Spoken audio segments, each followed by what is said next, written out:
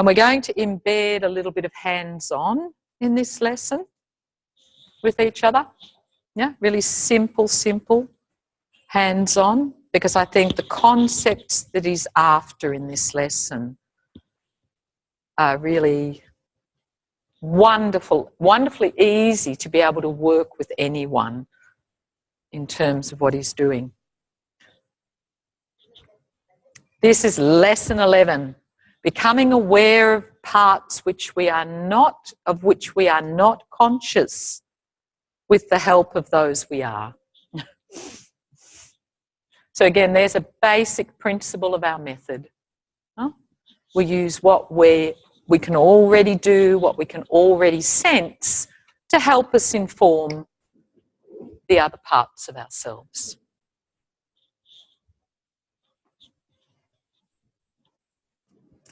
And he talks about this lesson suggesting ways, or he even uses the word techniques, for completion of the self-image. Some ideas that we can use for the completion of the self-image. And also says really clearly that its experience helps you to become aware of the areas that remain outside the range of active conscious action. So we actually have to sense it. We have to have a movement experience of it to start to include it in our image of ourselves. It's not going to just magically appear by thinking about it, but we have to experience it. I also really love that he uses he uses so many different sensory systems in this lesson.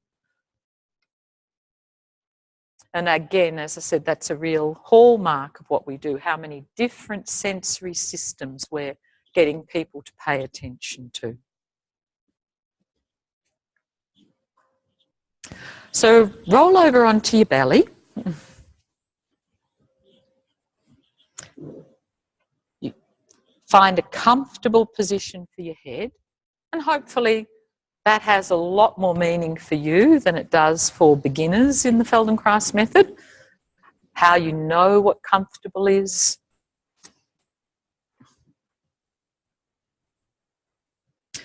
And could you arrange your arms are up around your head somewhere, just where they're comfortable. And could you arrange your legs so that as much as possible your heels could be in line with your toes?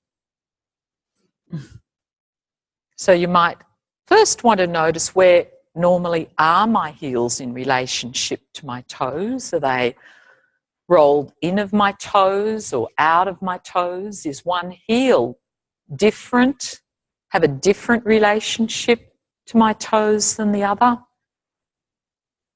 Then you're finding a place where, as much as possible, you can get this long line of your leg where your heel can be in line. And then you're going to begin to imagine someone's finger. So it's not your own finger, but someone else's finger. And they're gently going to press on the back of your heel. So the part of your heel that would be closest toward the ceiling. So where would that person put their finger if it was the middle of the back of your heel? And then this person, you're going to imagine this finger tracing up over the back of your heel, the back of the big tendon at the back of your leg, your Achilles tendon, coming up your calf to the back of your knee. And this line that the person is drawing is helping you to get a sense of where's the vertical line of my lower leg? Where's the vertical line, the shortest distance between the back of my heel and the back of my knee, the middle of the back of my knee. And I forgot to say, sorry, which leg will we do this on? Let's do the right leg. So they're in the middle of your right heel and they're tracing a line up, trying to give you a sense through touch, through pressure on the back of your leg where this line would be drawn so that it wouldn't be deviating to the left or the right, but would be going straight through to your knee.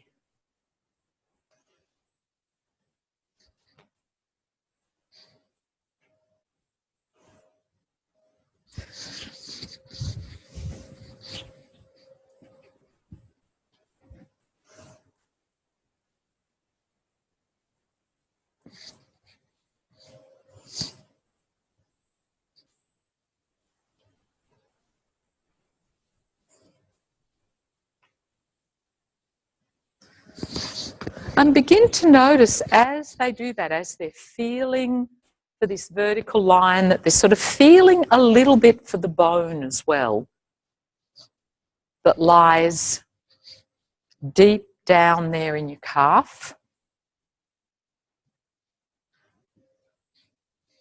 And that maybe you could feel that as this line is being drawn, that somehow your leg responds to this line.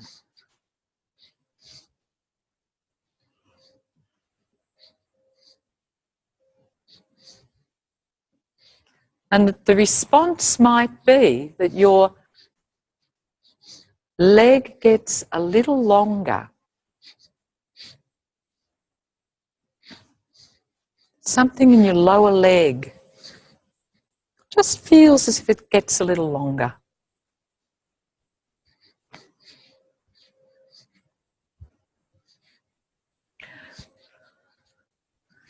And then can you imagine that same finger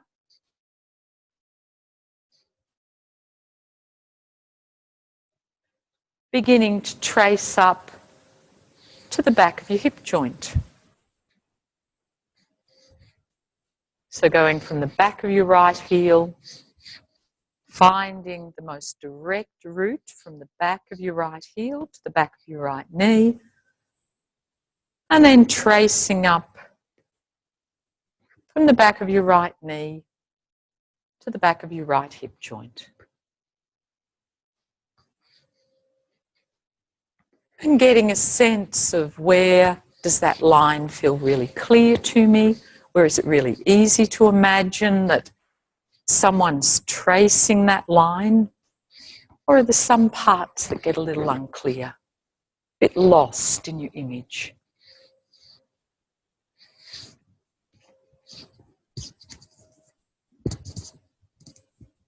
Okay. So let's change the image now. So what we've been using up until now is this idea of touch.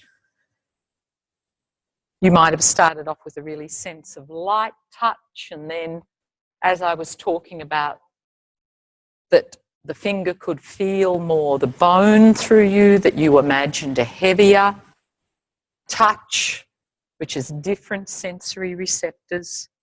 So now we're going to try really change the image to a heavy iron ball.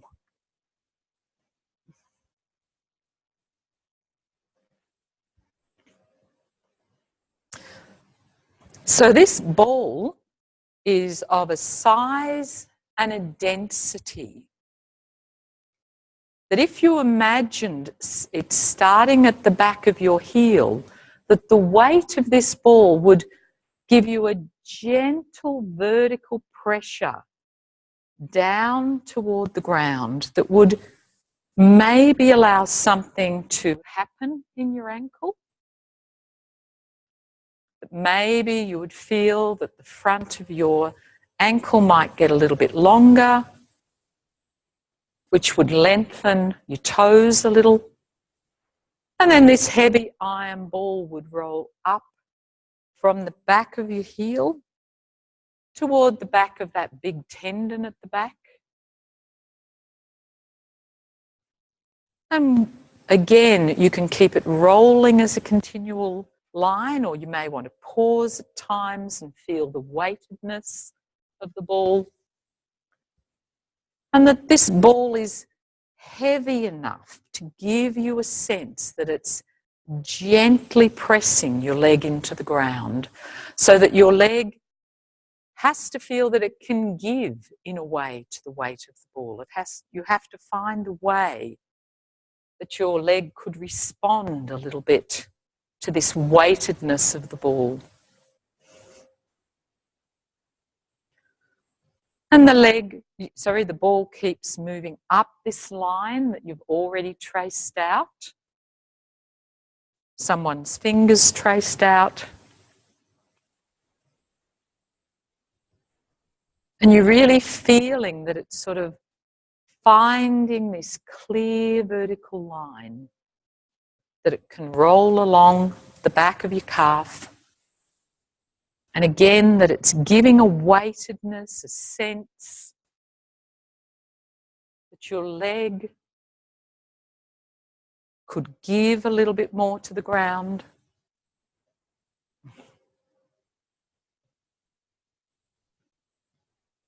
Could gently lengthen, gently soften a little bit toward the ground.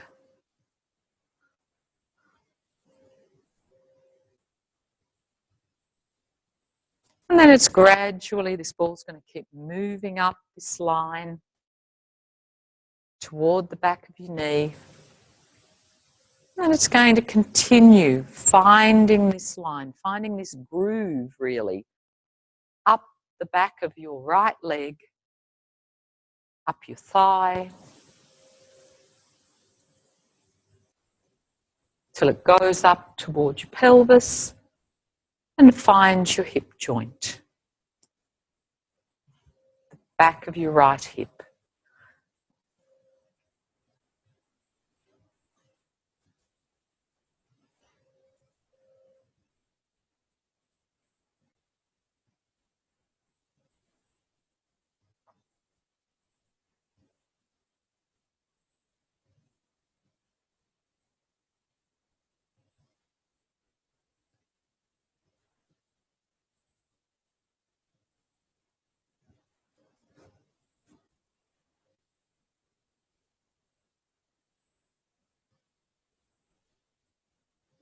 Leave that for a moment. Rest your attention. And simply notice, does one leg feel different to the other?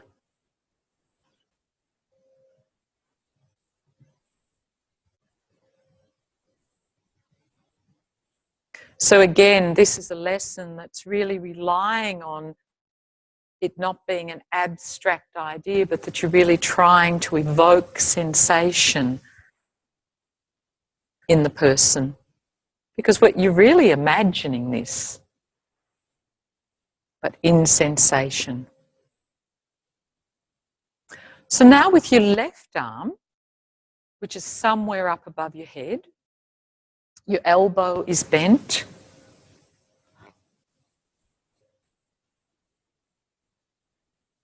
So find a position where your elbow's bent a little bit and your left arm's lengthened a little bit up above your head. Somewhere comfortable again. And now could you imagine that someone again has got their hand on you, but this time it's on the back of your left hand. So just the back opposite the palm. And they're going to draw a line now, a vertical line, from the back of your left hand across your wrist, up your forearm to your elbow. This will be easier if you have your elbow a little bit bent.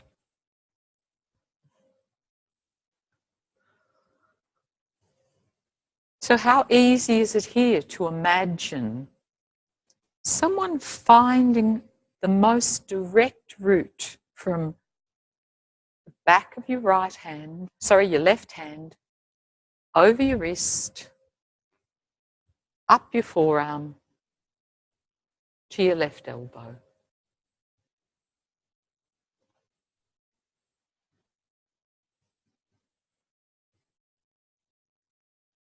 And again, are there some parts in your image that are clearer than others?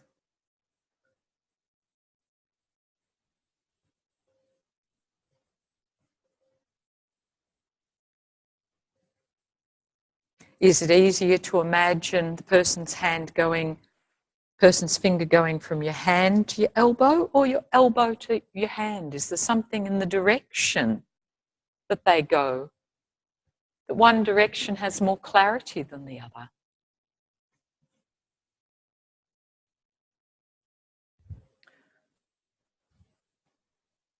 And next time you get to your left elbow, you start to track toward your left shoulder and the back of your left shoulder blade. So again, it's this finger finding the most direct line.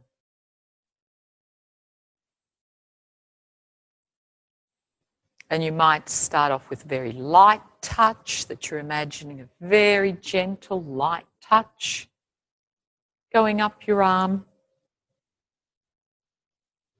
And then you might imagine a heavier touch where the person is more trying to feel for the bones. To sort of feel through the flesh to your bones underneath.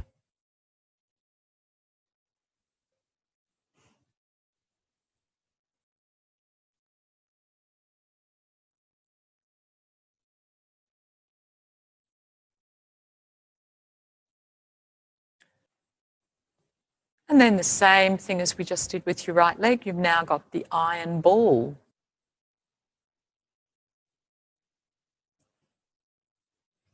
So what weightedness do you want for your ball on the back of your hand? Do you want it as heavy as on the back of your heel?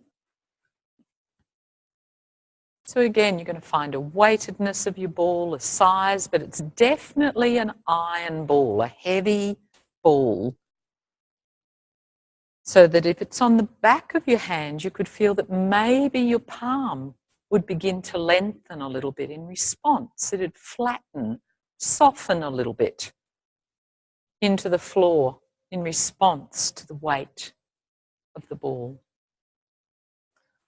And then your ball again would begin to track over the back of your wrist,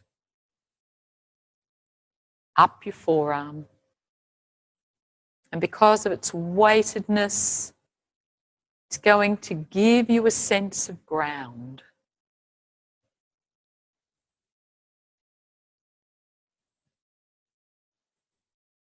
So it's allowing you to respond to the weight of the ball by thinking, oh, just that's the direction of ground. That's vertical. That's where I'm heading for.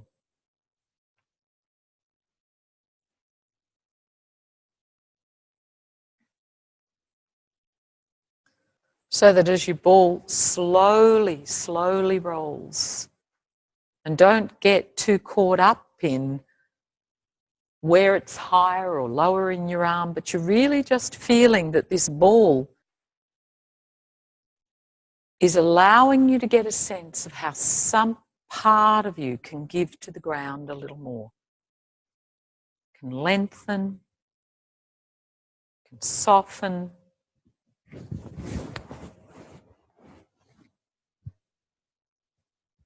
And you're finding those parts of yourself that are more responsive to this, that's a part that, yeah, I can feel that I know how to give to the ground there. But another part, it's like, oh, it doesn't feel like it gives much.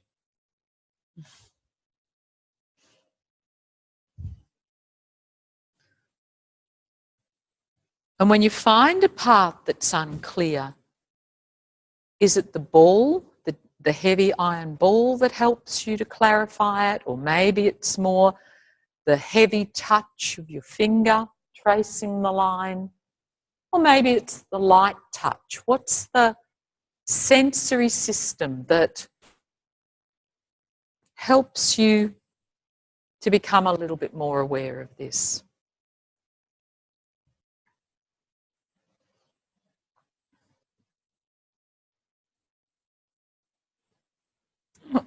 Okay, leave that.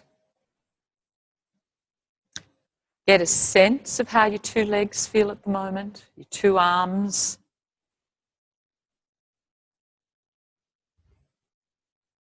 Bring yourselves up to standing.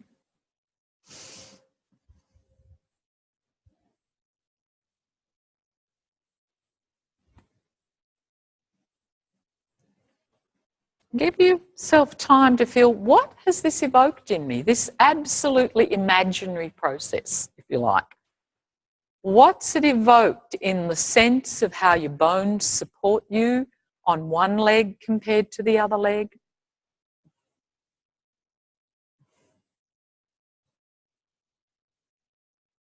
Of how you feel one arm compared to the other arm?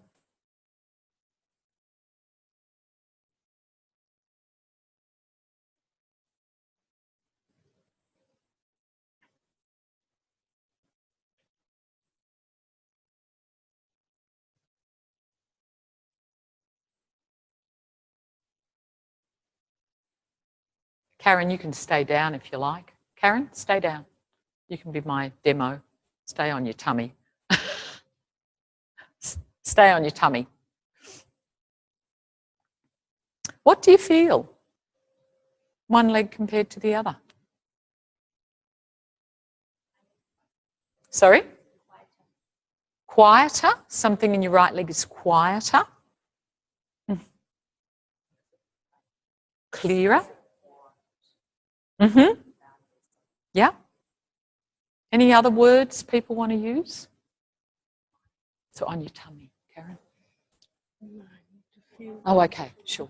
You will in a minute. I'm just going to do some hands-on on you, but if you want to get up, that's fine. Yeah? But I will give you time to get up, Karen, I promise. It's got more elasticity in it. Yeah? Any other words? Buzzy.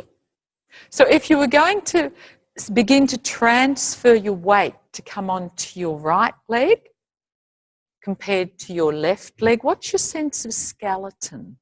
What's the sense of the bones on your right side, on your right leg, compared to the sense of bones on your left leg?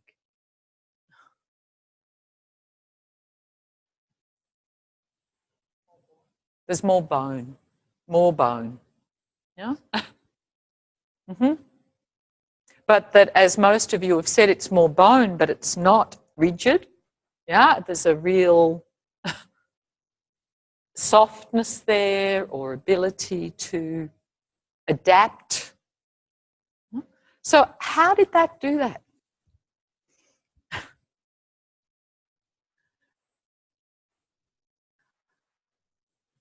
Awareness, but there's lots of other things you do. Why has that evoked it?